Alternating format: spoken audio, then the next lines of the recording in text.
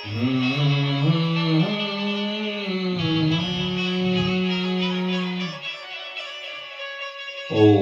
हरि ओम हरि ओम. श्री हरि शरणं मम. श्री हरि शरणं मम. श्री कृष्णं शरणं मम.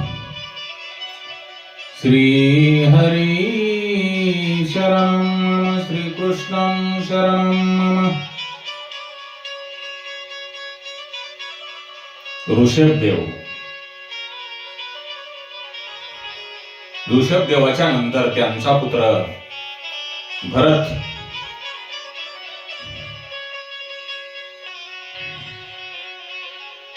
ज्या ऋषभदेवांचा पुत्र भरत आणि ज्यांच्या नावाने आपल्या देशाचे नाव हे भारतखंड असे पडले, तो गादीवर बसला.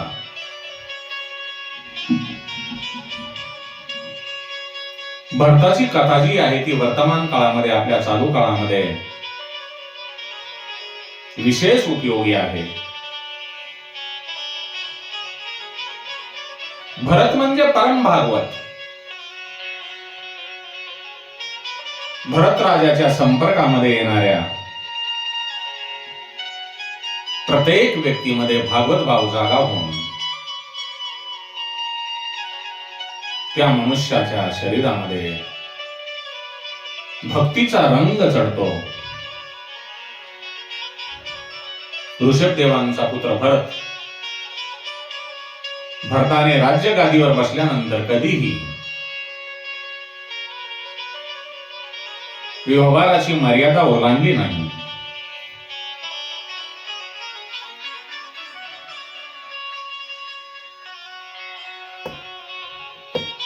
तो महावैष्णव होता. तो यज्ञ करत होता.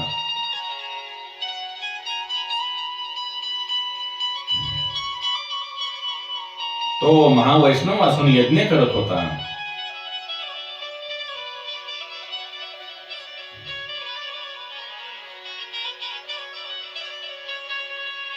अग्नी हे भगवंताचे मुख आहे, हे आपणाला सर्वांना माहित आहे.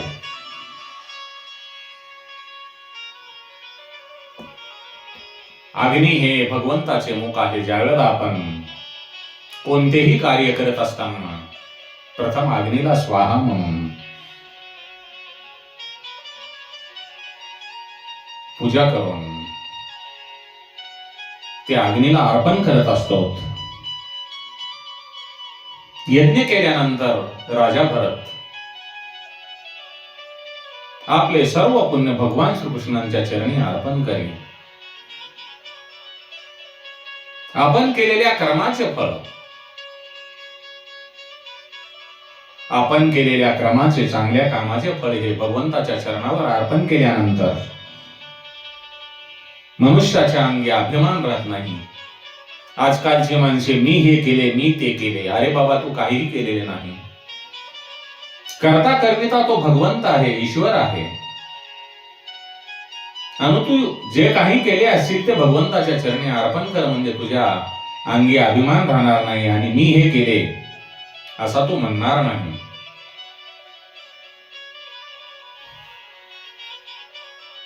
ईश्वरावरील अतीव प्रेमामुळे राजा भरताला त्याचे पुण्य त्याला अर्पण करणे शक्य होते. पत्नी मेहनत करते, परंतु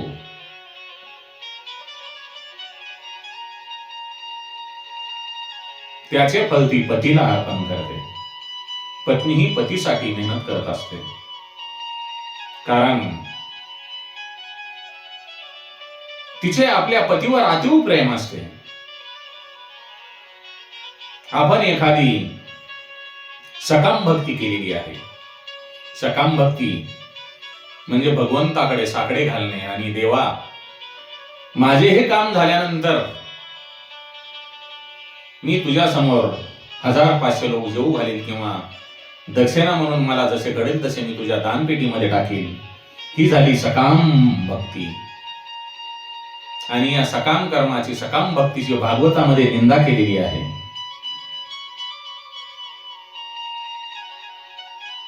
महर्षी व्यास सांगतात, सकाम भक्तीमध्ये जर काही आपल्याकडून विसरले तर त्यामध्ये क्षमा नाही. त्याच्यामुळे आपण निष्काम भक्ती करा. भगवंताकडे काहीही मागण्याची अपेक्षा न ठेवता आपण भगवंताची भक्ती करावी. कारण निष्काम भक्ती करत असताना जरी आपल्याकडून काही चुकले तरी भगवंत परमेश्वर ती गोष्ट सांभाळून घेईल. ऋषभदेवांचा पुत्र राजा भरताला आपल्याकडे सर्व काही सुख संपत्ती असताना तारुण्यामध्येच राज्य गादीवर बसल्यानंतर वैराग्य येते. आणि या अवस्थेमध्ये तारुण्यामध्ये वैराग्य येणे म्हणजे योग्यच आहे. कारण वार्धक्यामध्ये जर वैराग्य आले तरी काही कामाचे नाही. कारण त्याची शारीरिक जी शक्ती आहे ती कमी होते. त्यामुळे त्याला भक्ती करता येत नाही. वैराग्याची खरी परीक्षा ही तारुण्यातच असते. ज्यांच्याजवळ काहीच नाही, धन नाही, द्रव्य नाही, त्यांनी त्याग केला तरी चालेल. परंतु सर्व काही सुख आपल्या चरणापाशी असताना विषयामध्ये मन न रमणे म्हणजेच वैराग्य. बाबांनो, आपल्या जन्मापूर्वी आपला कोणीही नातलग नसतो. कोणत्याही जीवाचा जन्मापूर्वी कोणीही नातलग नसतो आणि मरणानंतरही त्याचा कोणीही नातलग उरत नाही. प्रारंभी आणि परिणामी कोणीही नसते. जन्म आणि मृत्यू यांच्या दरम्यान जे काही घडत असते तो एक माणसाचा भ्रम आहे. विषय सुखांचा त्याग जर जबरदस्तीने केला तर दुःख होते. पण तोच त्याग जर बुद्धिपूर्वक केला तर मनाला शांती मिळते. आणि विषय आपल्याला सोडून गेले तर दुःख होते. पण आपण विषय सोडले तर समाधान मिळते. भोजन, द्रव्य, कपडा, स्त्री, घर इत्यादी विषय म्हणजे परमात्म्याने, परमपिता भगवंताने, भगवान श्री हरी नारायणांनी निर्माण केलेली माया आहे. त्यातील भोजन, कपडा आणि स्त्री हे विषय प्रधान आहेत आणि बाकीचे विषय जे आहेत ते गौण आहेत. आणि ह्या प्रधान विषयामध्ये स्त्री हा एक विषय आहे. पण ह्यामध्ये स्त्रीची निंदा नसून कामसुखाची निंदा आहे. ईश्वराची माया किती विचित्र आहे पहा. राजा भरताने आपले राज्य सोडून तो सर्वस्वाचा त्याग करून वनामध्ये गेला आणि वनात गेल्यानंतर त्याचे एका हरणावर प्रेम जडले आणि हरणावरील प्रेमाच्या आसक्तीमुळे त्याची ईश्वराप्रती असलेली भक्ती कमी झाली. त्यामुळे राजा जेव्हा मृत्यूलोक सोडतो त्यावेळेला त्याने माझ्या हरणाचे कसे होईल. अंतकाळी मृत्यूच्या वेळी त्याने भगवंताचे नाव न घेता हरणाची आठवण काढल्यामुळे त्याला हरणाच्या योनीमध्ये, मृग योनीमध्ये जन्म घ्यावा लागतो. म्हणून सांगण्याचे तात्पर्य, या जगातल्या कोणत्याही गोष्टीवर मोह करू नका, की ज्यामुळे ईश्वर भक्तीमध्ये, ईश्वर चिंतनामध्ये मोह येईल आणि ईश्वर भक्तीमध्ये बाधा होईल. थोडक्यात सांगायचं म्हणजे आपल्या घरात कोणालाही ठेवा, पण आपल्या मनामध्ये कोणालाही ठेवू नका. कारण हरणाप्रती असलेल्या आसक्तीमुळे राजा भरताला मृग योनीमध्ये जन्म घ्यावा लागला. म्हणून आपले कोणीही नाही, आपण आपले आहोत. आपल्या मनामध्ये फक्त भगवंताचे नाम असू द्या. तुमच्या घरात सर्वांना येऊ द्या, पण मनामध्ये कोणालाही ठेवू नका. रामकृष्ण परमहंस म्हणतात, जोपर्यंत संसार रूपी सागरामध्ये जीवन रूपी नौका आहे, तोपर्यंत ती तरते. पण या संसार रूपी सागरातील पाणी, या संसार रूपी सागरातील पाणी जर जीवन रूपी नौकेमध्ये शिरले तर ती नौका बुडते. आपली जी ममता आहे ती बंधनकारक आहे. पण बंधन हे मनाला असते, आत्म्याला नाही. आत्मा सदा मुक्त असतो. प्रतिकूल परिस्थितीमध्ये भजन कसे करावे ते प्रल्हादाने जगाला दाखवून दिले आहे. आणि अनुकूल परिस्थितीमध्ये मनुष्य सावध असून सुद्धा त्याच्याकडून भगवत भजन होऊ शकत नाही, हे भरतमुनीच्या चारित्र्यावरून समजते. भजनामध्ये घरातल्या वस्तूपेक्षा मनातली वस्तू विघ्न आणते.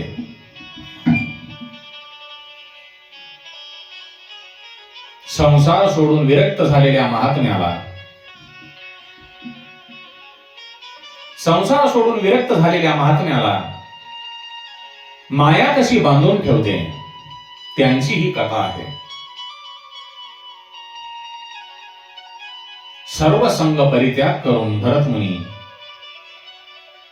गंडकी किनारी म्हणजे शाळीग्रामी नदीच्या किनाऱ्यावर भगवान श्री हरी नारायणांची तपश्चर्या करू लागले होते. भरत रोज ब्रह्ममुहूर्तावर उठून स्नान करायचे आणि गंडकीच्या जलात उभे राहून सूर्यनारायणांचे दर्शन करायचे आणि गायत्री मंत्राचा जप करत होते.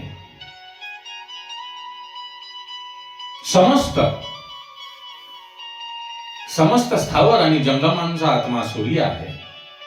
जेवढी काही या पृथ्वी तलावर स्थावर आणि जंगम मालमत्ता आहे यांचा आत्मा सूर्य आहे. सूर्यनारायणांच्या कृपेने बुद्धी सुधारते. ईश्वराची मर्यादा सूर्य, चंद्र समुद्र ओलांडत नाही.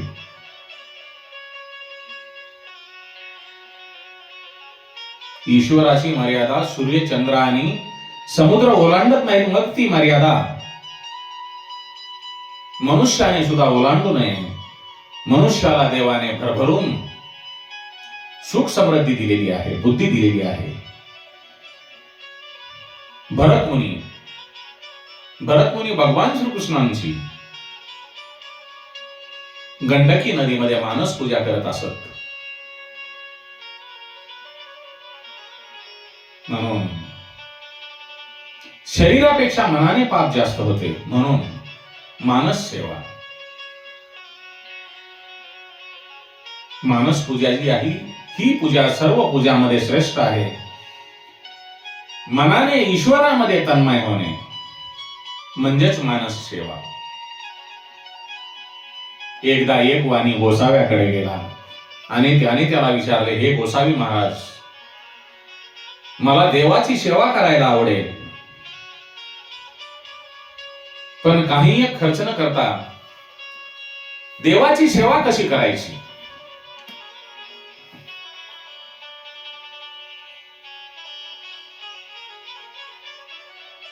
गोसावी महाराजांनी त्यांना श्रीकृष्णांची पूजा करण्याचे सांगितले. त्या वाण्याने श्रीकृष्णांची मानस पूजा मनोभावाने करायला सुरुवात केली. काही दिवसांनी तो पूजेमध्ये एवढा तन्मय झाला की त्याला वाटू लागले, आपण हे सारे प्रत्यक्षच करत आहोत.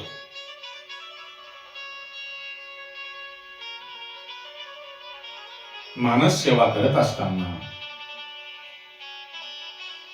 मनाची एकाग्रता असली पाहिजे, ती भंग नाही. लौकिक विचारांनी ती भंग पावण्याची शक्यता असते. तसे जर नाही होऊ दिले तर फार उत्तम. मन एकाग्र ठेवून मानस पूजा केल्याने त्याचे उत्तम फळ मिळते. अशी 12 वर्षे सेवा वाण्याने भगवान श्रीकृष्णांची मानस पूजा केली. एके दिवशी तो अशीच मानस पूजा करीत होता. त्याला वाटले त्याच्या हातून नैवेद्याच्या दुधामध्ये साखर जास्त पडली आहे. तो वाणी असल्यामुळे कंजूस स्वभाव डोकावला आणि त्या मानस पूजेतील मानस नैवेद्याच्या दुधात जास्त पडलेली साखर तो काढू लागला. इतक्यात भगवान श्रीकृष्ण तेथे प्रगट झाले आणि त्याचा हात धरून त्यांना म्हणाले, थोडी जास्त साखर पडली म्हणून काय झाले?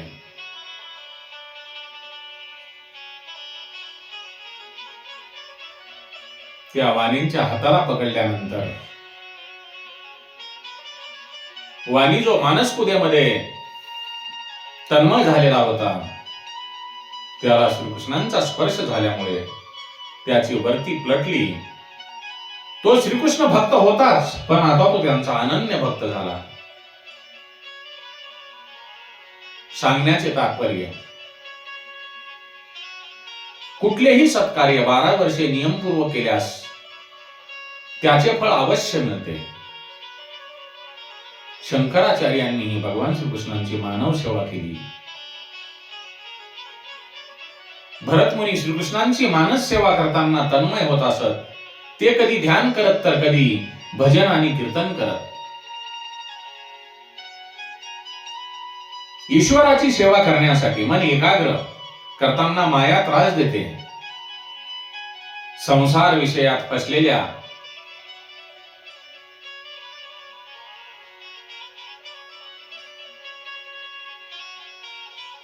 संसार विषयामध्ये फसलेल्या माणसाला मायेचा त्रास होत नाही. मायेची गती विचित्र आहे. भरतमुनी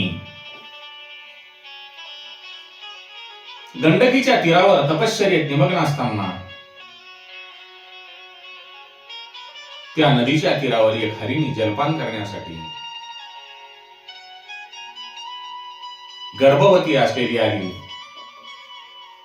तेवढ्यात तेथे सिंह गर्जना झाली. ती गर्जना ऐकून हरिणी घाबरली. जीव वाचवण्यासाठी तिने आपला स्वतःचा जीव वाचवण्यासाठी गंडकी नदी ओलांडली. तिचा प्रसव काळ जवळ आला होता. तिने किनाऱ्यावर जाण्यासाठी उडी मारली आणि त्या आघाताने ती प्रसूत झाली. तिने एका पाडसाला जन्म दिला. ते पाडस नदीत पडले. ती हरिणी नदी किनाऱ्यावर जाऊन मृत्युमुखी पडली. हरिणीचे ते नवजात पाडस नदीत पडल्याचे भरत मुनींनी पाहिले. त्याने विचार केला की या पाडसाची पिल्ल्याची आई तर मृत्युमुखी पडली आहे. आता यांचा या जगामध्ये कोणीही नाही. त्याचे लालन पालन पोषण कोण करील? दयावश होऊन त्यांनी त्या पाडसाला आपल्या पर्णकुटीत आणले. तेव्हा भरत मुनींना असे वाटू लागले की या पाडसाला माझ्याशिवाय कोणीही नाही. याचे पालन पोषण आणि रक्षण करणे आता हा माझा धर्म आहे. आणि मग भरत मुनी त्या पाडसाची आईसारखी काळजी करत होते. आपला जो जीव आहे तो जीव समजतो की मी दुसऱ्याचे रक्षण करतो, पण तो स्वतःच कालाचे भोजन असतो. रक्षण करणारा हा श्रीहरीच आहे, भगवंत आहे. आपण कोण आहेत रक्षण करणारे? आपली ही माया आहे. मायेच्या बंधनामुळे आपण एकमेकांमध्ये अडकून पडलेलो आहोत. आपण कोणाचेही रक्षण करू शकत नाही. रक्षण करता एकच तो परमेश्वर आहे.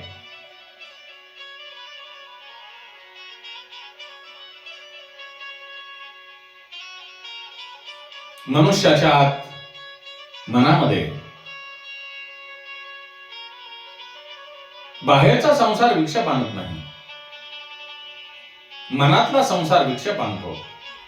भरत मुनींनी राज्य सोडले, घर सोडले, राणी सोडली, मुले सोडली, पण त्या पाडसावर परोपकार करण्याच्या उद्देशाने त्याच्या मनामध्ये माया शिरली. म्हणून एक वेळ परमेश्वराचे ध्यान केले नाही तरी चालेल, पण संसारातील जड वस्तूचे ध्यान करू नका.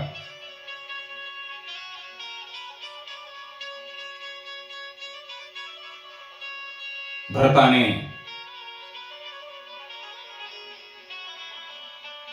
जे त्या पाडसावर प्रेम केले ते प्रेम भरत राजाच्या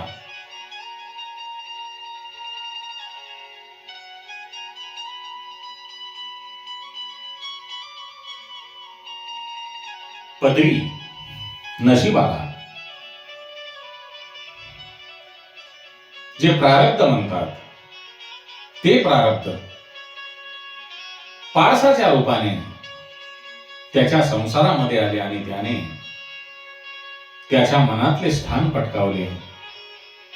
तो हरिभक्ती विसरला, भगवंताची भक्ती विसरला. ज्या भक्तीसाठी तो घरदार सोडून जंगलामध्ये आला होता तो हरिभक्ती विसरला. म्हणून म्हणतात प्रारब्ध भोगल्याशिवाय सुटका नाही, हेच खरे आहे. म्हणून भरत मुनी महाज्ञानी असूनही त्यांच्या मनातील वासनेचा नाश झाला नाही. म्हणून जोपर्यंत आपले प्रारब्ध आहे, भगवंताची कृपा होत नाही, तोपर्यंत घरामध्येच राहून प्रपंच करून भगवंताची भक्ती करा. भरत मुनींचे प्रारब्ध जे भोग भोगायचा होता तो शिल्लक राहिलेला होता. म्हणून त्यांनी राज्य, राणी, सर्व काही सुख संपत्ती सोडून जंगलामध्ये गेले. परंतु तेथे सुद्धा पाडसाच्या रूपाने जे त्यांचे प्रारब्ध होते ते त्यांच्या पुढे आले आणि अंतकाळी त्या पाडसाचे आता कसे होईल हे आठवण ठेवल्यामुळे त्यांना मृगयोनीमध्ये जन्म घ्यावा लागला. म्हणून घरामध्ये सर्वांना राहू द्या, सर्वांना ठेवा, सर्वांना घ्या, परंतु मनामध्ये फक्त भगवंतालाच ठेवा आणि प्रभूंचे स्मरण करा. श्री राम जय राम जय जय राम. जग में सुंदर है दो नाम, जग में सुंदर है दो नाम, चाहे कृष्ण कहो या राम, चाहे कृष्ण कहो या राम।